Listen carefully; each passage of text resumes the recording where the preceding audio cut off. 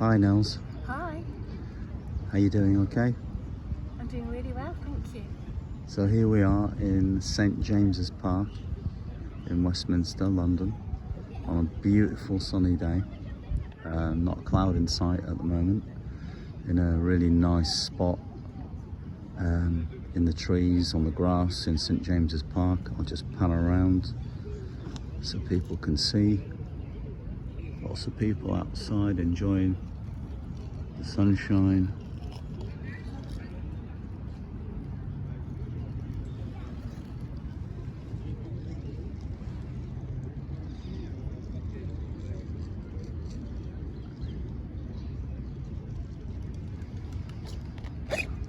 So here we are, doing another quick video on some sort of therapy topic or mindful topic. I've got a question for you, Nels, and that is, it's about communication,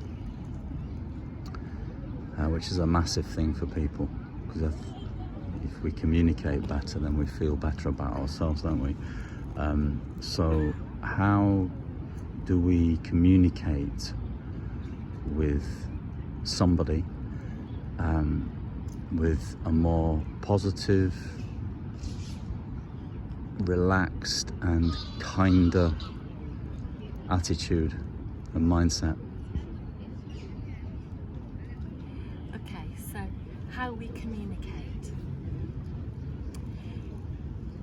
First of all, it's about ourselves. It's always about the self. So the first thing would be, how do I communicate with myself? How do I talk to myself in my own head? What words do I use to talk to myself? Are they positive words or are they negative words? So we call it the voice inside our head. And depending on how critical or kind that voice is a reflection of our reality and how we perceive others in the outside world. Yeah. So that's the I think, therefore I am. So kindness to self is vital. The relationship that we have with ourselves is vitally important to be secure and strong enough so that we interpret others and the world in a more positive light. Right. Okay.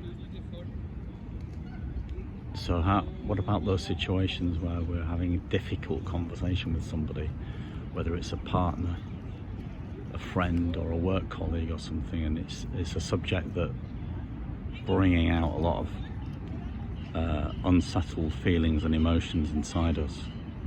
We're not happy about what we're hearing or about what's happened.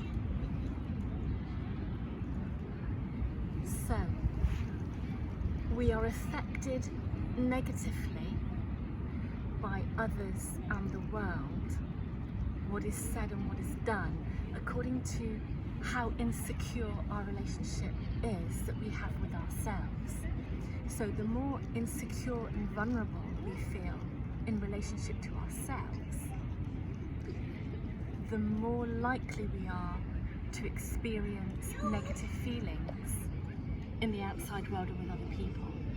So the four main negative emotions are anger, sadness, fear and shame. And Okay. and the feelings that we have, which are weaker versions of those emotions, are generally the ones that will come up first in ordinary life. So feelings of irritation, frustration and annoyance will be coming from the emotion of anger. Feeling embarrassed will be coming, and guilty will be coming from the emotion of shame. Feeling nervous, apprehensive, concerned will be coming from the emotion of fear.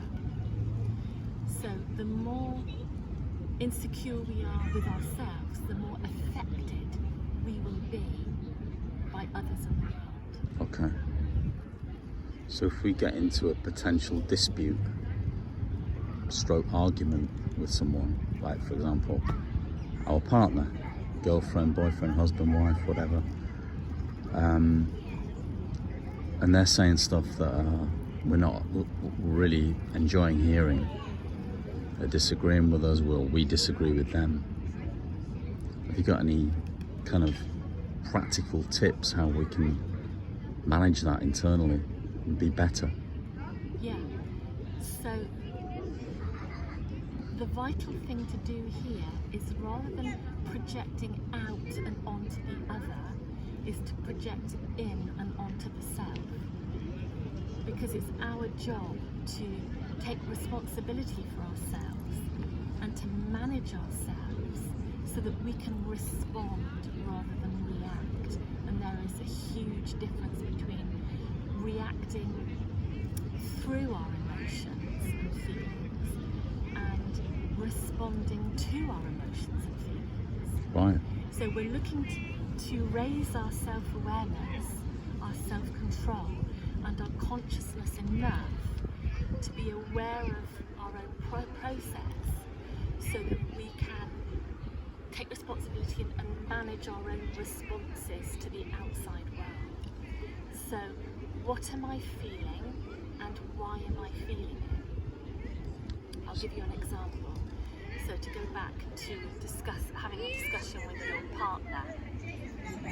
If your partner is saying things to you that are making you feel something negative, such as frustration, you would go internal with that and say to yourself, what am I feeling? I'm feeling frustrated. Why am I feeling frustrated? Well, I'm feeling frustrated because of the manner in which my partner's talking to me. Why is that making me feel frustrated? Well, it's making me feel frustrated because I find his tone rather rude. Why am I frustrated that I'm finding his tone rather rude? Well, because I feel disrespected. How do I feel about feeling disrespected? Well, I feel as though he doesn't value me enough. So then as soon as we get down to I'm not enough, it's not enough, there's not enough, we know we're talking about fear. The fear of it's not enough. It's the landscape of scarcity and need, and the landscape that we call survival mode. So we're frightened that we are not respected enough. So once you hit that bottom, you've acknowledged and processed what you're feeling and why, and then it's a question of management and responsibility again. What do I want to do to make myself feel better? So it might be that you want to assert yourself back into the relationship using the communication skill that we call the I boundary. So you're making it all about you and not about the other.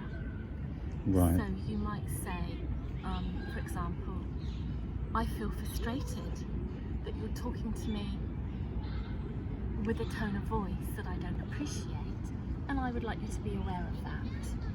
Okay. So we assert ourselves into our relationships with everybody else in the same way that we do with ourselves, by acknowledging what we're feeling. I feel frustrated that this is happening. In my perception, it may not be the other person's perception of what's happening, and this is what I want. So you're setting the boundary and teaching people how to treat you. Yeah. And if that is ignored, then the boundary would need to be reinforced.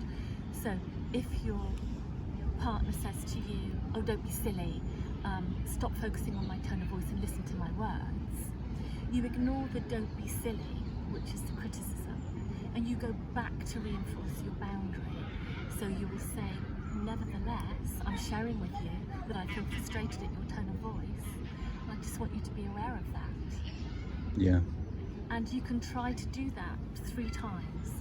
And if the person is still ignoring you, then there's a possibility that you might get triggered. So you'll want to take a time out. Okay. And if you take a time out to calm down, you'll want to say when you're going to come back in again. So I feel as though I'm being ignored. That's frustrating for me. I'm going to take So that's the most effective way of communicating, first of all, with yourself, because you're number one and you're the most important one. Yeah. And then how you assert into your relationships with other people, rather than avoiding, detaching or disengaging, again because of fear of. And it's normally a fear of conflict, a fear of misunderstanding, a fear of rejection and abandonment, and Yeah. I'm not enough. So there is your choice. You can either back off and not say anything and not deal with yourself and not deal with the situation and not deal with the other person, or you can step up, take responsibility and manage yourself and assert yourself into the relationship.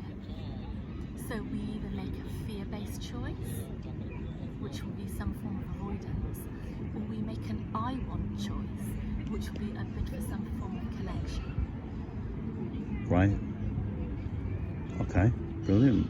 I think that sums it all up pretty well for communication, difficult communication going forward.